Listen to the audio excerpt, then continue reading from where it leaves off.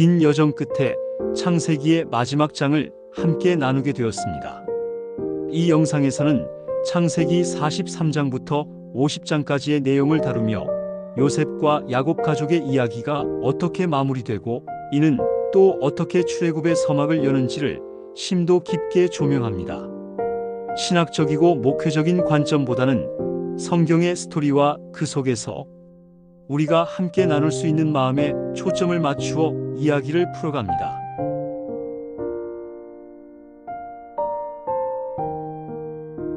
야곱의 가족에게도 기근이 닥쳐 곡식이 바닥나자 형들은 다시 애굽으로 곡식을 구하러 가야 했습니다. 하지만 문제는 요셉이 동생 베냐민을 데려오라고 요구했다는 점입니다. 야곱은 사랑하는 막내 베냐민을 보내려 하지 않았지만 곡식이 다 떨어지자 결국 유다의 헌신적인 설득에 마음을 돌립니다. 유다는 베냐민에게 문제가 생기면 자신이 영원히 책임지겠다고 죽을 때까지 저주를 받겠다고 맹세하며 야곱을 안심시킵니다. 이러한 유다의 헌신과 책임감은 과거 요셉을 팔았던 형들의 모습과는 확연히 달라진 모습이었습니다. 베냐민과 함께 애굽에 도착한 형제들은 요셉 앞에 다시 서게 됩니다. 요셉은 베냐민을 보고 감정을 억누르지 못하며 눈물을 흘립니다. 그는 형제들을 위한 식사 자리를 마련하는데 놀랍게도 형들의 앉는 순서를 정확히 맞춥니다. 르우벤, 시므온, 레위, 유다 순으로 앉는 형제들은 총리가 자신들의 순서를 어떻게 아는지 의아해합니다.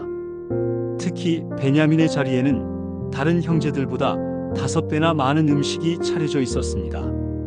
식사 후 요셉은 형제들을 시험하기 위한 계략을 꾸밉니다. 곡식 자료에 곡식을 가득 채워주고 베냐민의 자료에는 자신이 사용하는 은잔을 몰래 넣게 합니다.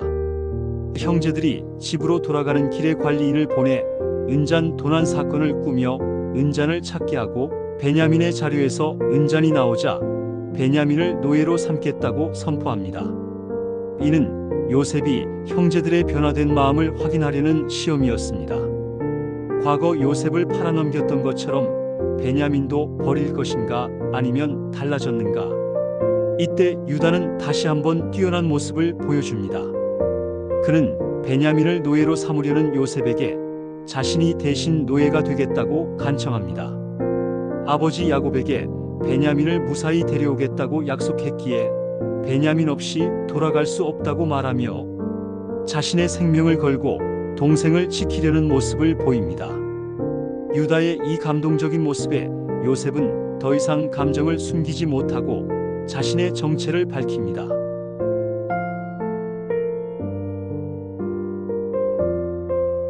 형님들, 내가 요셉입니다. 요셉은 형들이 자신을 해치려 했지만 하나님께서 그것을 선으로 바꾸사 많은 사람의 생명을 구원하게 하셨다고 고백합니다. 자신을 애굽의 총리로 보내신 이는 형들이 아니라 하나님이시며 이집트의 모든 일을 맡고 있는 자신이 이제 형들과 아버지를 고센 땅으로 모셔와 함께 살게 하겠다고 말합니다. 형들은 요셉을 껴안고 울며 제외합니다. 이 소식은 바로에게도 전해지고 바로는 야곱 가족이 애굽으로 오는데 필요한 모든 것을 지원하며 수레와 좋은 옷을 보냅니다. 야곱은 요셉이 살아있다는 소식에 깜짝 놀라며 죽기 전에 요셉을 만나야겠다고 말합니다. 애굽으로 떠나려는 찰나 하나님께서는 야곱에게 나타나십니다. 하나님은 야곱의 조상의 하나님이시며 애굽으로 가는 것을 두려워하지 말라 명하십니다. 하나님께서는 그곳에서 야곱의 자손을 큰 나라로 만들 것이며 다시 애굽에서 이끌어낼 것이고 요셉이 야곱의 눈을 감겨줄 것이라고 약속하십니다. 이 확신을 가지고 야곱은 70명의 가족과 함께 애굽으로 향하고 고센 땅에 정착하게 됩니다. 이때 야곱의 나이는 130세였습니다.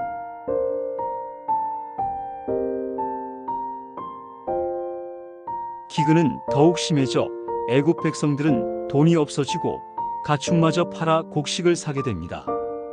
결국 백성들은 자신들의 땅까지 팔아 곡식을 얻었고 요셉은 이 모든 땅을 바로의 소유로 만듭니다. 이로 인해 애굽의 모든 토지는 국유지가 되고 요셉은 백성들에게 씨앗을 나누어 주며 수확의 20%를 세금으로 바치게 하는 토지 개혁을 단행합니다. 이 모든 일로 바로의 왕권은 더욱 강화되었고 이는 요셉의 지혜와 능력을 통해 이루어진 것이었습니다. 야곱은 147세가 되어 죽음을 앞두고 자녀들을 부릅니다. 그는 요셉의 두 아들인 므낫세와 에브라임을 자신의 아들로 입적하여 이들에게 다른 아들들과 동등한 복을 누리게 하겠다고 선언합니다.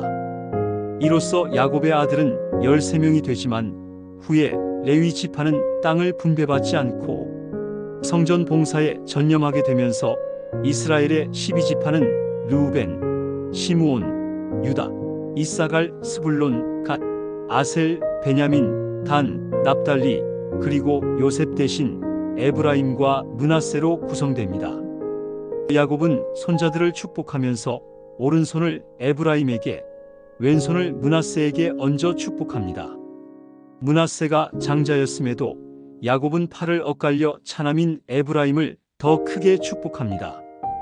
요셉이 아버지의 실수를 바로잡으려 하지만 야곱은 자신이 무엇을 하는지 안다며 에브라임이 더 큰 복을 받을 것이라고 말합니다. 이는 우리가 생각하는 공평함과 하나님의 공정함이 다를 수 있음을 보여줍니다. 성경은 내가 야곱은 사랑하고 에서는 미워했다고 대놓고 말하며 하나님은 우리에게 은혜를 베푸시는 분임을 강조합니다. 우리가 구할 것은 공정함이 아니라 하나님의 은혜이며 하나님의 마음에 합한 자가 되어 그 은혜를 구하는 삶을 살아야 한다는 메시지를 전달합니다.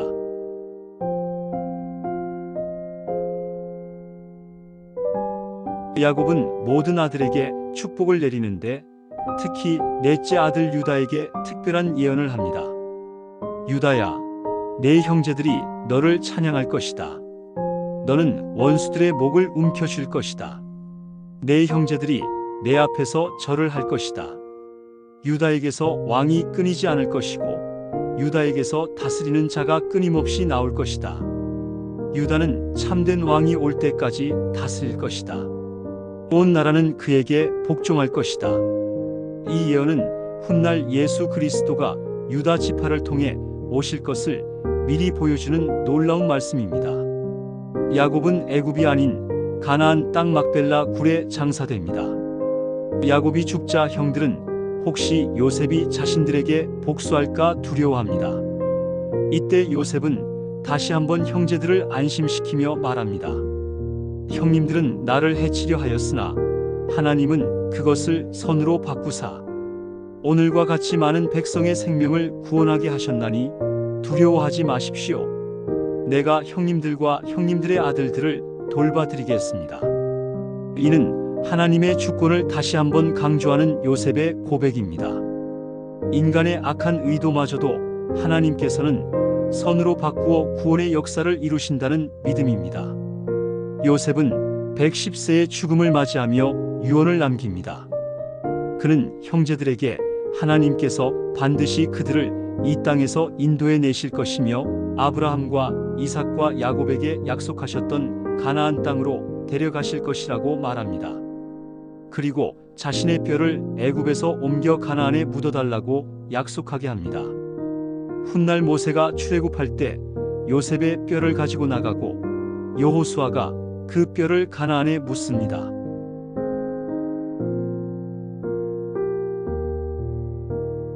이렇게 창세기는 마무리되고 야곱의 70명 가족은 애굽 고센 땅에서 번창하기 시작합니다. 그 수는 나중에 60만 명에 이르러 애굽 백성들의 인구를 초월할 정도가 됩니다. 그러나 문제가 발생합니다. 애굽의 왕조가 교체되면서 요셉을 알지 못하는 새로운 왕이 나타난 것입니다. 이 왕조는 셈 족속이었던 이전 왕조와 달리 함 족속의 왕조였고 이들은 요셉에게 호의적이지 않았습니다. 400년이라는 긴 시간이 흐른 뒤 애굽 땅에 살던 이스라엘 백성들은 새로운 왕조의 정책으로 인해 모두 노예가 되어 혹독한 삶을 살게 됩니다. 그들은 신음하며 하나님께 부르짖었고 바로 그 장면에서 하나님께서 다시 나타나시면서 출애굽기가 시작됩니다. 창세기의 이야기는 단순히 고대 이스라엘 조상들의 역사가 아닙니다. 하나님께서 인간의 계획과 의도를 넘어 일하시고 언약을 신실하게 지키시며 때로는 우리의 이해를 넘어선 방식으로 역사하시는 분임을 보여줍니다. 요셉처럼 그리고 야곱처럼 우리에게 주어진 은혜에 감사하며 하나님의 은혜를 구하고 어떤 상황 속에서도 하나님을 경외하는 삶을 살아야 한다는 깊은 교훈을 남깁니다. 우리가 받은 은혜가 얼마나 큰지 깨닫고 불평 대신 감사함으로 하루를 살아가는 것이 바로 창세기의 마지막 장이 우리에게 주는 메시지입니다. 이 감격을 가지고 이제 출애굽기의 여정을 함께 떠날 것입니다. 여러분 영상 도움이 되셨다면 구독과 좋아요, 알림 설정까지 꼭 부탁드립니다.